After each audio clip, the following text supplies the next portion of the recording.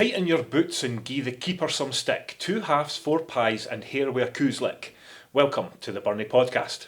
Apologies for last week, we had a sending off that left us without a guest, but we've got an action-packed episode for you today. So in today's episode we've got another cracker for the goal of the week. We're going to talk about how the first team obviously got on at the weekend as well, and we're going to talk to one of our rising stars in the coaching scene, Mr. Ryan Cameron. What's that, man? Pleasure to have you, Ryan. But before all of that, how was your past couple of weeks in football, Jared? How did the 09s get on? So at the weekend we started off the Scottish Cup and we won 6-0. Oh, excellent. Against Bayside Division 2. We played their Div 1 team in pre-season, so Aye. we didn't know what to expect, but we knew it would be an easier sort of game, but we still had to obviously manage it and get the boys to go about it in the right way. And in the week prior that we never got to talk about on the podcast, we got beat off Spartans 4-2. That's disappointing. We lost 2 goals for a corner, and then their centre half scored for the halfway line. But this was after our keeper went to make a kick for the hands and the striker impeded on the kick. It's deflected off the striker, hit the halfway line, and he's just wellied it in, mate. So it was just solemn state of affairs. But what about your team? We did well. 2 victories on the trot.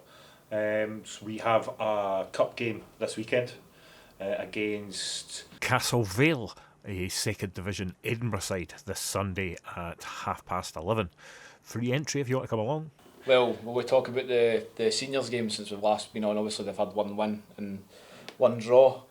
Yeah, a good result against Bathgate Thistle. Yep. That was pretty good. It was, I think, after having Scott and Martin on the podcast, it was clear to see their desire and passion for Blackburn.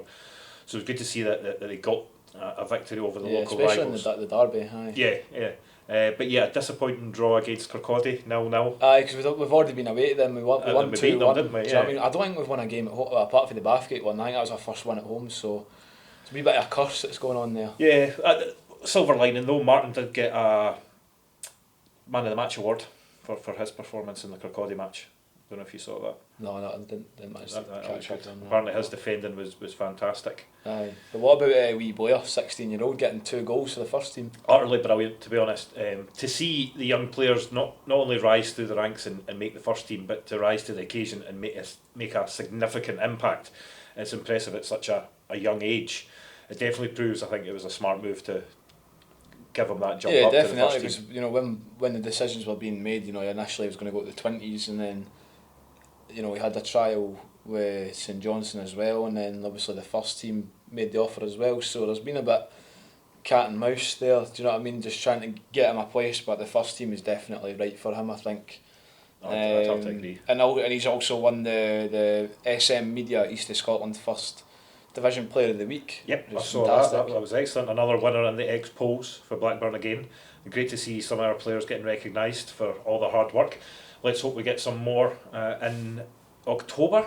Speaking of October, did I hear that you've potentially got an October football camp, Jared? Yeah, we do. So we're going to be running an October football camp from the 20th to the 24th of October. I put a couple of wee Halloween things on the flyer.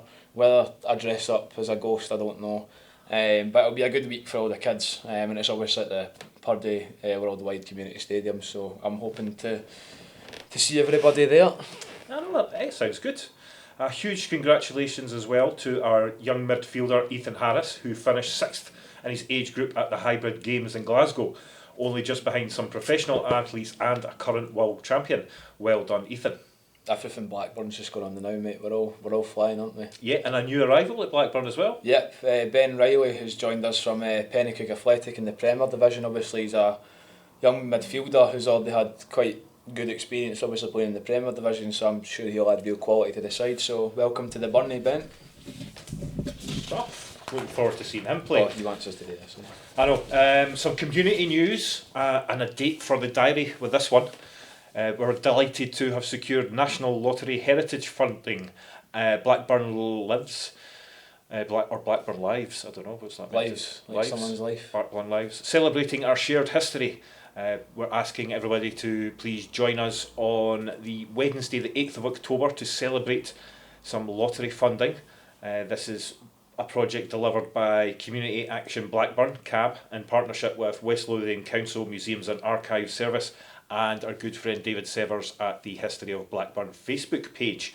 So that's Wednesday the 8th of October at Blackburn Partnership Centre, 12 p.m. to 1 p.m. or 6 p.m. to 7 p.m. Hope to see you all there. That'll be a good... Yeah, definitely. It's good to see there's more things going on in Blackburn. Yeah. It's really good. But before we speak to our guest Ryan, who's been waiting patiently, we're going to give you the goal of the week from the competition. Another one from the 2011s this week. But I feel as if there's a wee bit of a recurring theme. It's 09s, 11s first team, so we are really trying to urge you to try and send in your goals, because I'm sure there's crackers there from, the women's game, soccer fives. Like, I'm sure there's a lot in there that would be good to put on the podcast, so please let us know. But it's Leland Green scoring against Whitburn directly from a corner. Yep.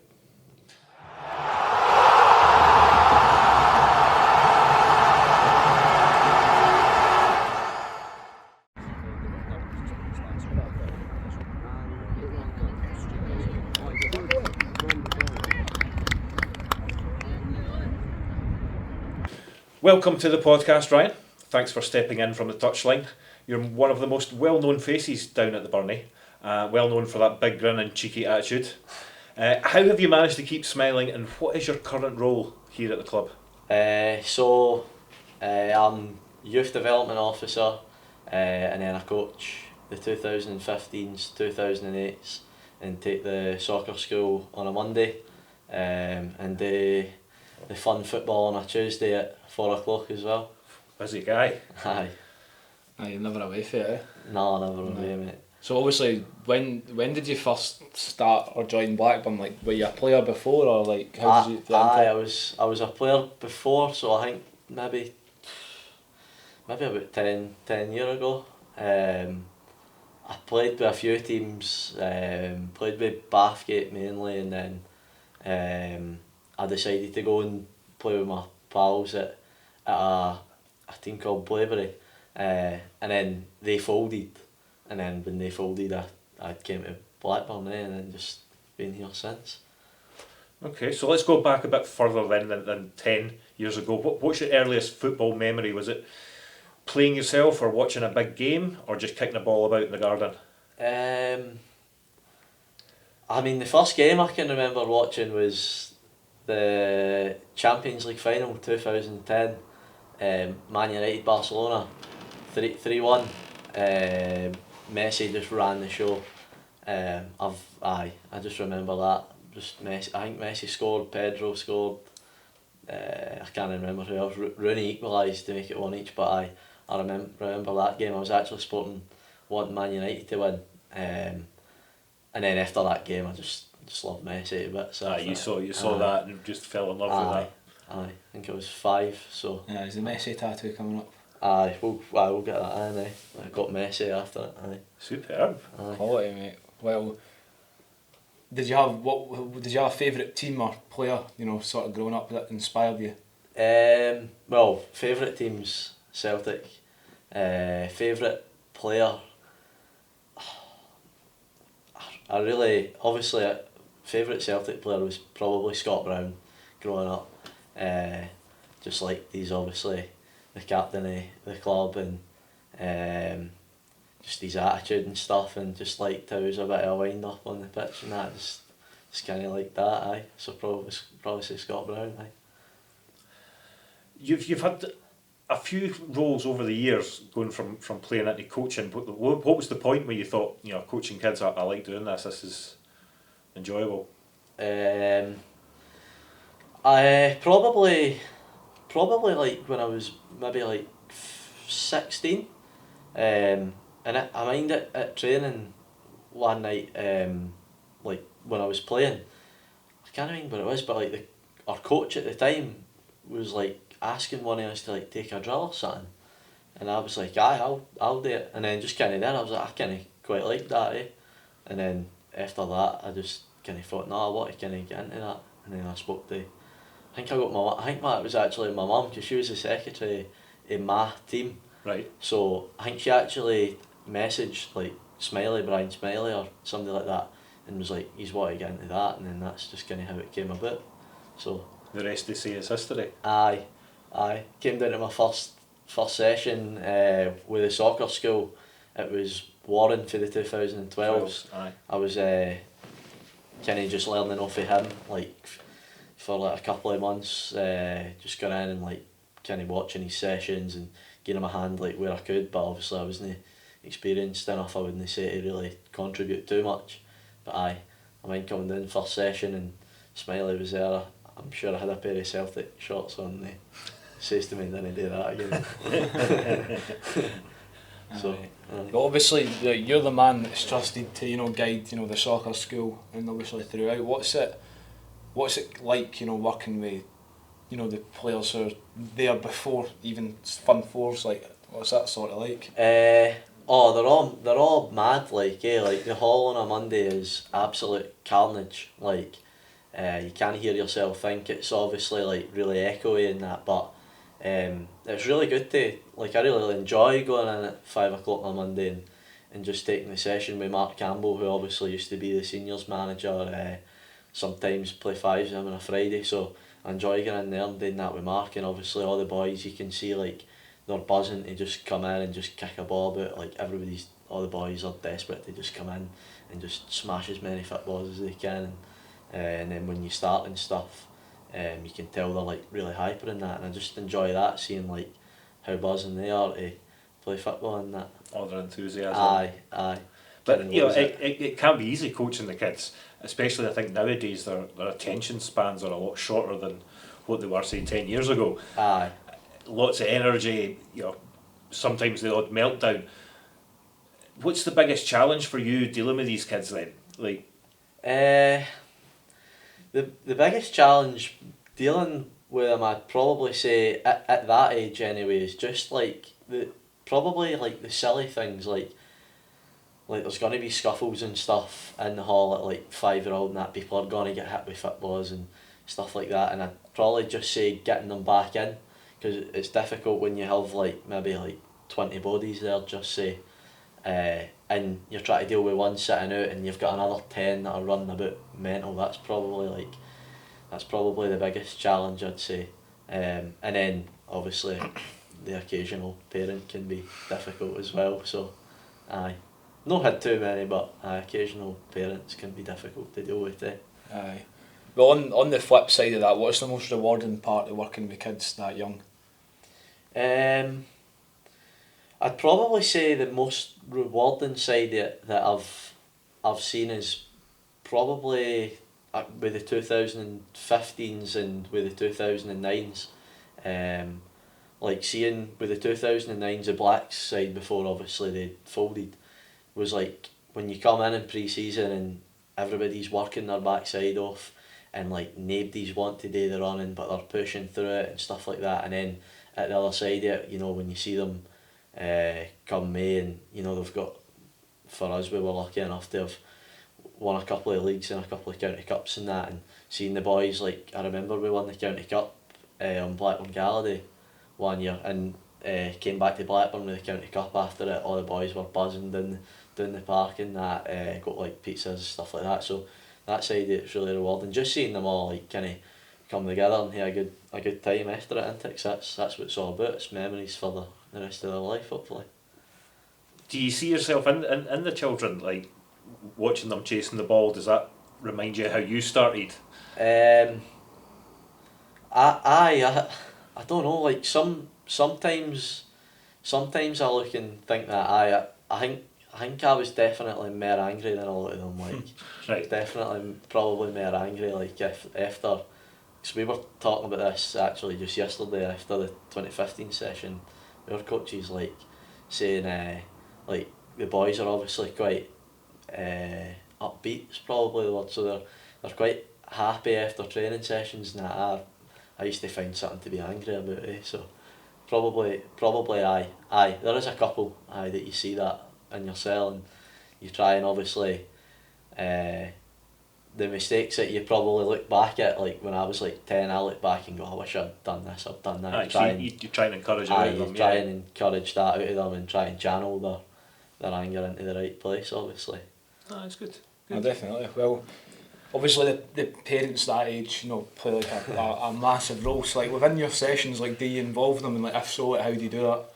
Parents? Aye. For me, I think like the football is obviously the biggest part of like the football that we all do it for is for the kids.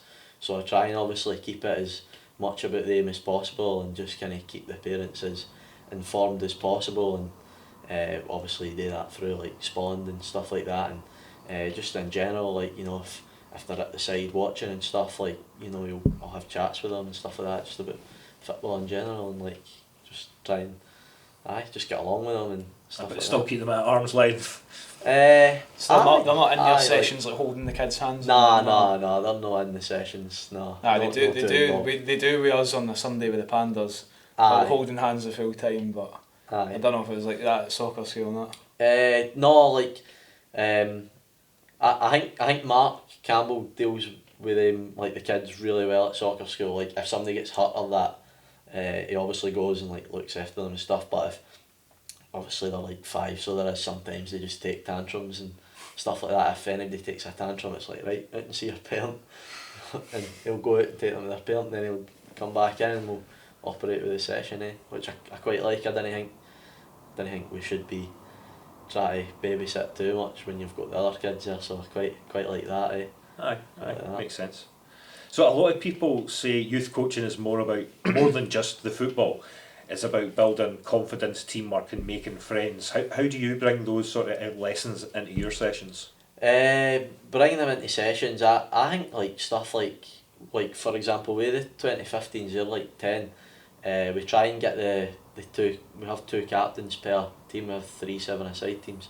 We try and get them to like do the first part of our warm up on match days and lead it, do the talking and stuff, stuff like that. And then obviously other stuff is like team days out, things like that. Like the other week, went out to bowling and stuff. So just stuff like that to try and keep everybody close. I think that's Enhance that team mentality. Aye, exactly. I think that's a big part of being successful, is making sure everybody's singing off the same hymn sheet. Yep. Definitely. Aye. Well, if we took football out of the picture for a minute, what's something that people at Blackburn might not know about you? Have you got any hidden talents or hobbies, or any card tricks up your sleeve? Unbelievable pool player. Right. Aye, Oh, okay. that's what I'm going to No, say. that's big. I suppose you go to the pub as the driver. Aye, that's true. Play everybody.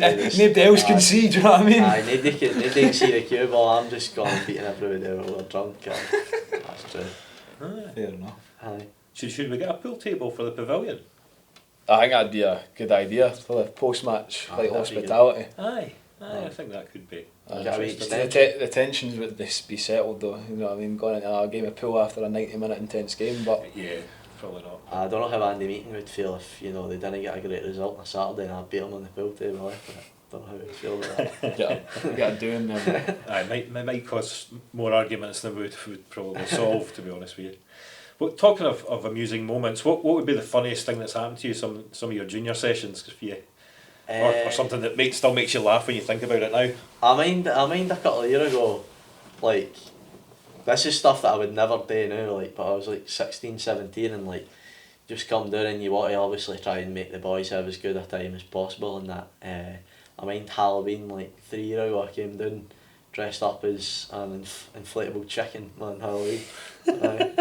Probably that. Can't expect me to do the podcast with a straight face and coming out into that, man. It's giving me ideas though. I tried an overhead kick. One of the boys like tried an overhead kick. We were like 7. Tried an overhead kick. It was with the costume on, and I tried it, and the costume just went boom, just bust. What did you expect? I don't know. I wouldn't do that now. Like I'm too mature for that. Oh my god, No, I could see. When does Halloween fall on this? What day is Halloween fall on? 31st, mate. Well, I know it's the 31st, but what day? Oh, I don't know. I think it's Do you want me to tell you now? Aye, go and tell us now. I've got my calendar on my home screen. Do you want to guess? I'll say is it a Monday or a Friday? I'll say Friday. I'll say a Thursday. Well done, Rido. Friday. A Friday? Ken's we're on not that. playing it. We were talking about Halloween and work today. So I kind of had a rough idea. talking about Halloween and what, so I Fair can't enough. So you came prepared. You've clearly read our questions. No, I mean, if it was a training, if it was one of our 2011 training nights, I'd consider doing some stupid stuff like that. I think that'd be funny, like, that would be good. Aye. Especially for the kids. But obviously, like, going back to some of the questions, like, obviously the kids at the club, you know, look up to you, but, you know, apart from myself, was there any other coaches or players at the club who've inspired you? Or? Coaches and players, Brian Smiley. Brian Smiley, in terms of like his training sessions and how demanding he is and stuff like that, inspires me. I really like in free time and stuff like that. I used to just come down and watch his Friday sessions, his 1-to-1s and stuff, and just listen to his chat and try to be as much of a sponge as possible. So I'd probably say biggest one in terms of coaching is Brian Smiley. Some kids wanted to grow up and be Sir Alex Ferguson, you wanted to be Brian Smiley. I still want to be Brian Smiley. Oh, that's good. You're a busy guy with coaching and life outside football, but how do you balance everything? I mean, like, how many clubs you run? Have you got any free nights during the week at all, or you footballing every night basically? Aye, pretty much football every night. Wednesday's my easiest night. I only have one session on the Wednesday, so I'm quite free after that. So I quite enjoy a Wednesday. But every other night I'm doing the pitch. Fridays I'm obviously doing other sessions and that for a couple of hours. So pretty chocolate. And apart from pool, is there anything else you like to do out to relax? I like to go and watch Celtic. I don't know if you call that relaxing, like, but I like to go and watch Celtic. I'm sick of this. 13 league titles in 14 years. And it's pretty stressful. Your fan base is unbelievable, but fair dues. It's still stressful, like, still stressful. Fair enough. 29 minute silence tomorrow. Jesus. That'll last about 3 minutes for me. Has there been any times like where you've maybe doubted yourself as a coach, and if so, like, what's made you pull through? I think there's apart from speaking to Brian Smiley about it. Well, aye, that helps.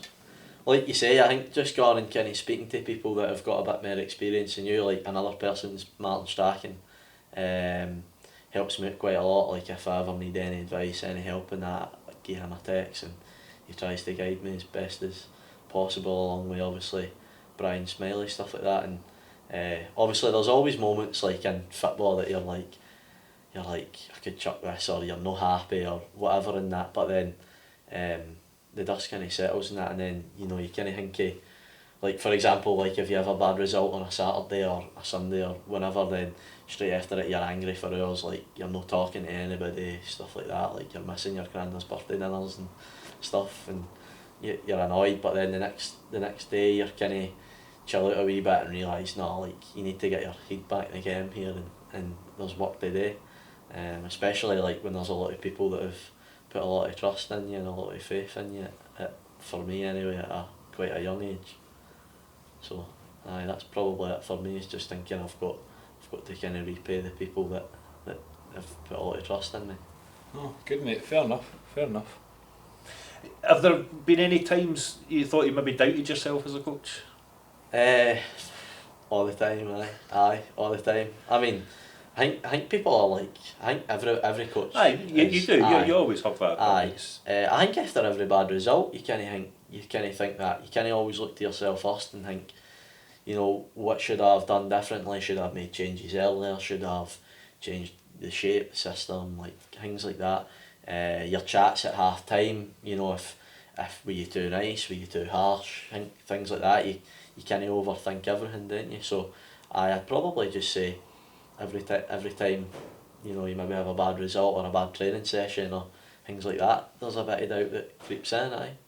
But certainly you've got more positives than negatives. Aye, definitely there's more positives than negatives, like out of football, definitely.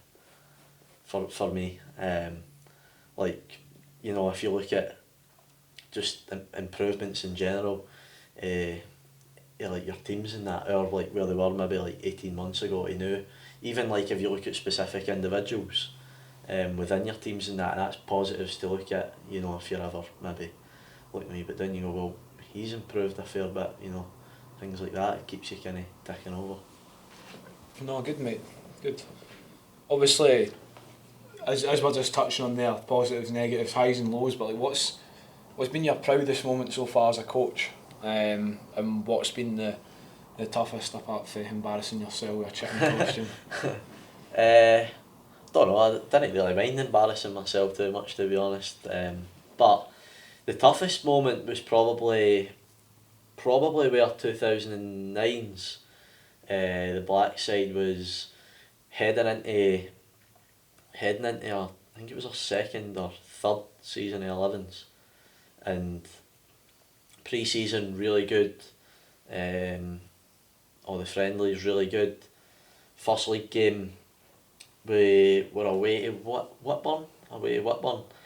They were just newly promoted, obviously buzzing to be up.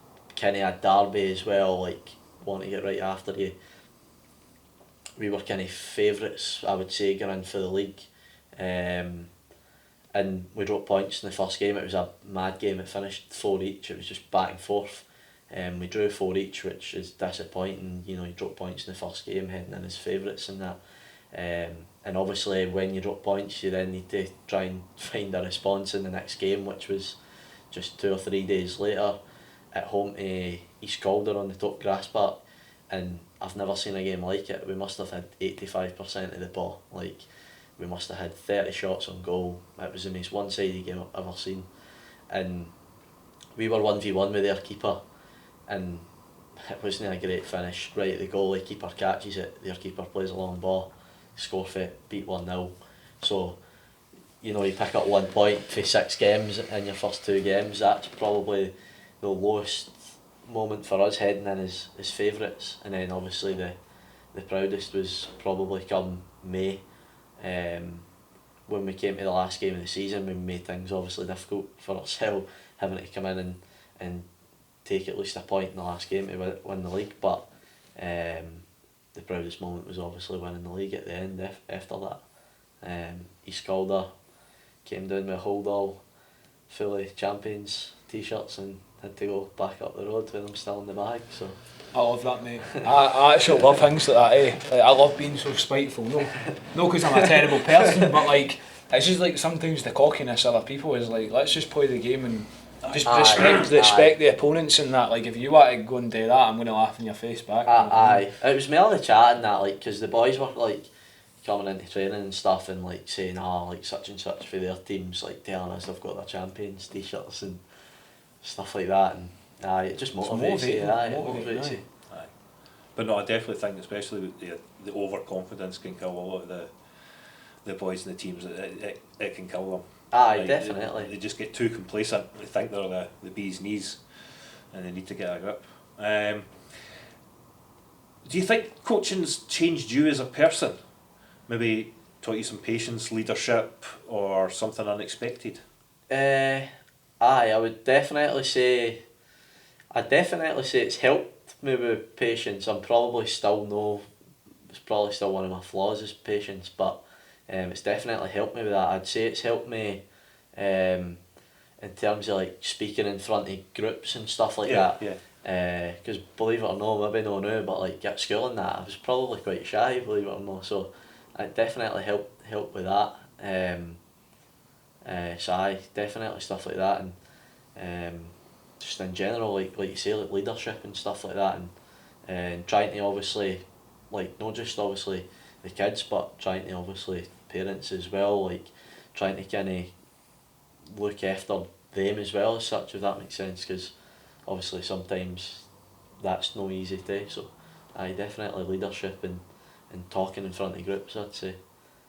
Surprised yourself on more than one occasion. Maturity as well. Maturity as well, because you can't come down to the pitch and act you know, like an idiot or that in front of the kids. You've got to be mature. You've got to speak well. You've got to set an example, especially for the parents. You've got to try and you've got to like speak well and stuff. So definitely that. Good. Well, looking to the future, do you see yourself moving up the age groups at Blackburn, or do you think you'll always have that special connection with the younger ones? Right now, maybe do an Andy Meek and go right up the ladder. Sitting in Andy's chair in a couple of years. No, I think right now for me the main focus is just trying to make sure that The 2015s improve as much as they can and develop as players as much as they can, and the soccer school as well, like they're obviously a massive part of the club for me, like so important that we're producing and making sure that kids coming through are developing into good players that can hopefully, like Blair Flood, can eventually break into the senior team and impact the club and improve the team, because unfortunately obviously we're got hunters and hunters of cash, so you need to try and make sure we're producing as I think when you think about it as well, after watching what Blair's done, it's only a 9-year journey from 5 to 16. It's a 11-year journey. I'm terrible at maths. It's an 11-year journey. Do you know what I mean? It's no the end of the world. It's not that hard. Well, it's hard obviously, it's but difficult, when you look at it like that, you can actually see it in your sights. Do you know what I mean? Aye, it's no too far away, and football goes pretty quick, It goes fast. Absolutely. If you could look back and give young Ryan Cameron a bit of advice about football, coaching, or even just life, what would you say? Work harder. Definitely work harder. Right. Aye, and I try and say that to like all the boys I coach the now. And Not just at football though, at school as well. aye, just in general, like Just in general. just work harder. Aye, like obviously for me specifically, football and that, because you train twice a week and play on a Saturday, but it's not enough. Like it's not enough. Like I was quite lazy. I'd train twice a week playing a Saturday, and that would maybe be it until I was maybe like 14, 15. But you hit that point, it's too late. So I definitely for me, I'd go back and tell my younger self and any of the younger kids, Work train harder. as much as you can. If you want to be a football player, you've got to train every day. Have a ball at your feet as much as possible. Just anything that you want to do growing up, you've got to work hard for it. I want to be a football player. Too late for that now. So just for them, the next generation, that's what it's all about. Is trying to just help them learn and be a wee bit better. And my next question was going to be about giving advice to the younger kids, but do you just transcend that same message? Aye, definitely. Definitely. Work harder. Even if you think you're working hard, try and There's keep always room pushing. for more. Aye. Definitely. Aye, come to one at once, both of Aye. us. Sounds a bit cheesy, but no, I definitely think it's work harder. Like if I could go back in time, that's what I'd Tell or yourself. if I'd go back to myself, I'd give myself a wee slap like and be like, what you doing, mate? What you playing Fortnite for? Like get off the PlayStation, get out, kick a ball. Do you think parents have a lot to do with that as well? Like just allowing their kids to just play on games now? Well, because it certainly wasn't the case, I would say 10 years ago. But you see now the kids are just on their phones or on playing games constantly. Aye, and I think it gets to a point where it's too late. Like I was talking about there, I think that it's all about when like they're soccer school age, when they're like 5 and 6 and they like football and stuff. Like I think it's up to parents, grandparents or guardians, whoever is looking after them. It's up to them to make sure at that age they're not addicted to their PlayStation, that they are getting out and they are practicing a lot as much as they possibly can. Like for example, soccer school 5 till 6 on a Monday, brilliant. But if the boys are wanting to keep getting better as they head towards fun 4s and 5s and 7s, then they've got to do more than just an hour a week. Even for a young age. Aye, so earlier the better, and instill that kind of Aye. level of work ethic at that kind of age. Well, I look at a couple of the boys at the 2015s that have got like a really good attitude and a really good attitude, a good mindset, a good kind of work rate and that, and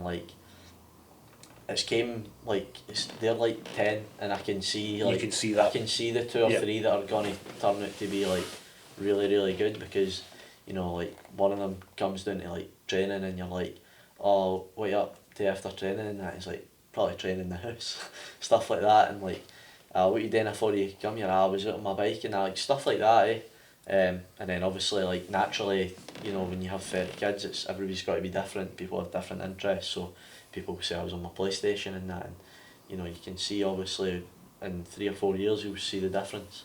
Aye. No, that's good to hear.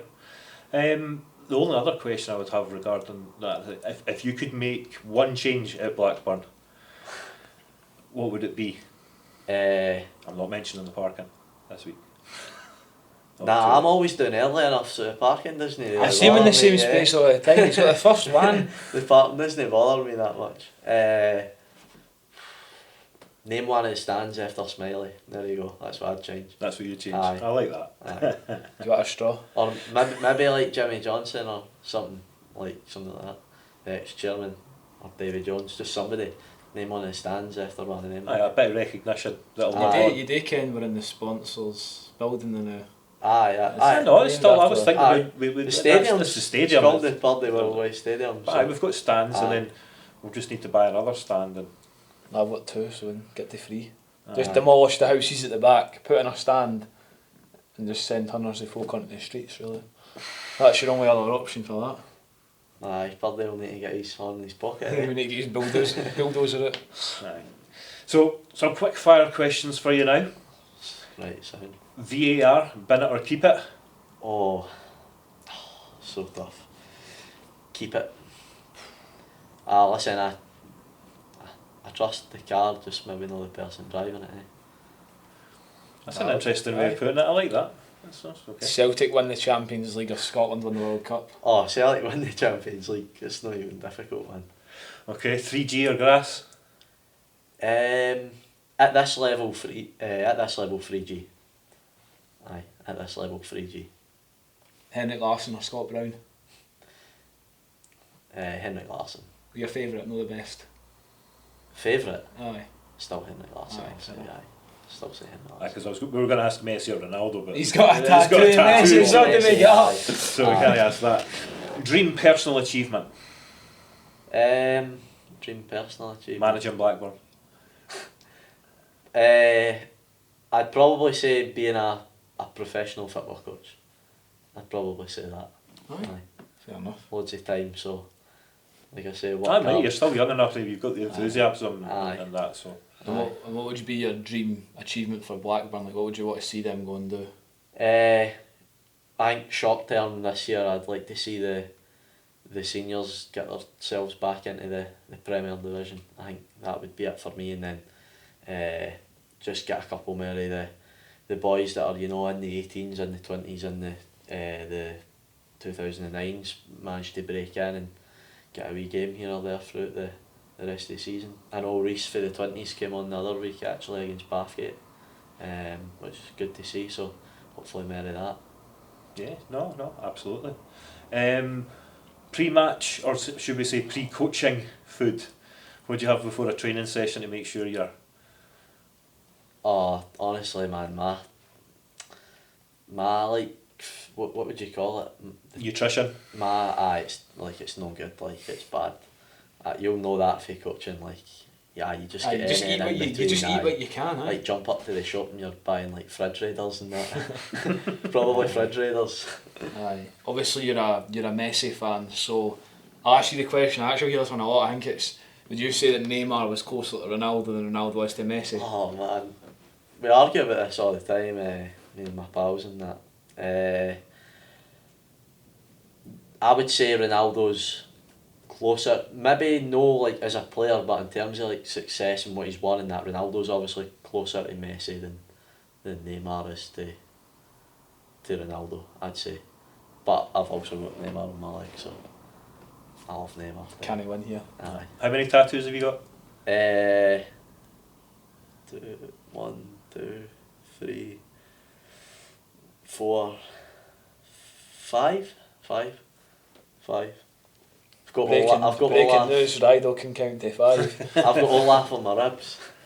Yes. Aye, I've got Olaf on my ribs. That's not my best tattoo, but aye. Did you lose a week of FPL?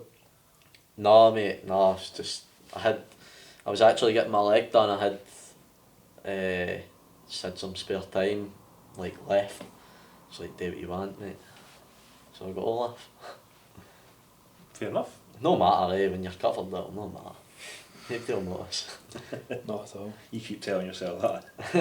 It's pretty cool, to be fair. Ice cool. Aye, Olaf's cool. Ice cool.